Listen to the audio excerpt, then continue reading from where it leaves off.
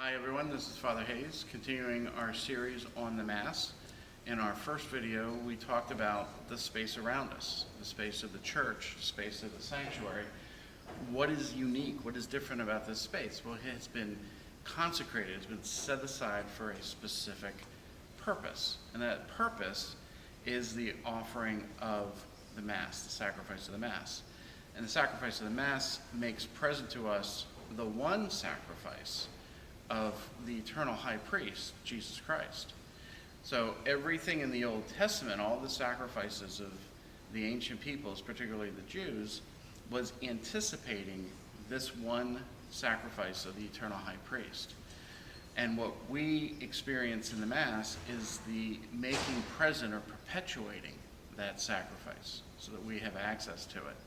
So we're in sacred space in the church, and in particular in the sanctuary, because this space has been set aside for that specific purpose. So that's the where we're at. Now the question we can look at is who is participating in the Mass? Who is active in this sacrifice? Well, it is the sacrifice of the eternal high priest, Jesus. But the thing we have to remember about Jesus and his priesthood, which is different from anything that came before him, is in the sacrifices of the Old Testament, the priest offering sacrifice was always different and separate from the sacrifice that was being offered. Usually it was a lamb or a bull or a goat or something like that. Mary and Joseph, when they presented Jesus in the temple, they offered a couple pigeons or turtle doves. So with the priesthood of Jesus Christ, he is both the one who offers sacrifice, and he is the sacrificial victim that is offered. So that carries over to us, because by virtue of baptism, we are baptized into, or we're grafted into his mystical body. We are united with him like the branches to the vine.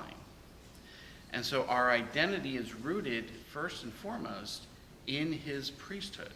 We are a priestly people. The documents of the Second Vatican Council emphasize this. The St. Peter in the Scriptures refers to us as a priestly people, because as a people gathered into the mystical body of Christ, we are gathered into his person, which includes his priesthood. So that means that the first way we identify ourselves as Christians is not as clergy or as laity or as religious. That might be what we would assume would be the way we would categorize the different groupings in Christianity. Rather, it is first and foremost that by virtue of baptism, we all share in his priesthood. It's what we call the common priesthood of the laity, or the priesthood that the laity all possess and participate in common. Within that, you have some members of that group, such as myself, who are elevated through the sacrament of holy orders to the ministerial priesthood, where we act in persona Christi for the purpose of the sacraments, particularly for offering the Mass. But in terms of what we refer to as full and active participation in the Mass, we all are called to that, but in a very specific way. Different people might have different tasks at a Mass, but every one of us, our primary identity and our primary task is to be participating in the Mass as members of the priesthood of Jesus Christ, which means we are also offering ourselves with Jesus, the sacrificial victim, as sacrificial victims.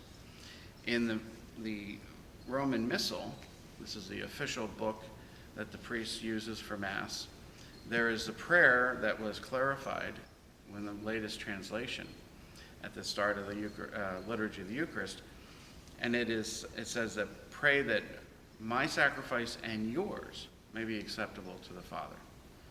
It used to be in the previous translation that our sacrifice would be acceptable to the Father. So that clarification that was made was to distinguish the sacrifice being offered by the ministerial priest in persona Christi. In other words, that my sacrifice is not Father Hayes or Father Bob or Father Vaccaro, or even Bishop Burbage or Pope Francis. The my sacrifice that is being offered is Jesus, the eternal high priest, operating through the ministerial priest. The your is all of us, that we first and foremost come to the altar and offer ourselves as sacrificial victim. That is what full and active participation in the Mass truly means. Whether you're a lector, whether you're a reader, a singer, a server, those are all secondary. Our primary identity is rooted in the priesthood of Jesus Christ, and our primary activity at the Mass is offering ourselves freely in union with him as sacrificial victim. And so that is an important thing as we approach the Mass and begin to unpack the Mass, that we have a context of who we are, who we're called to be, and then the way we're called to operate in the Mass, to give ourselves in the Mass.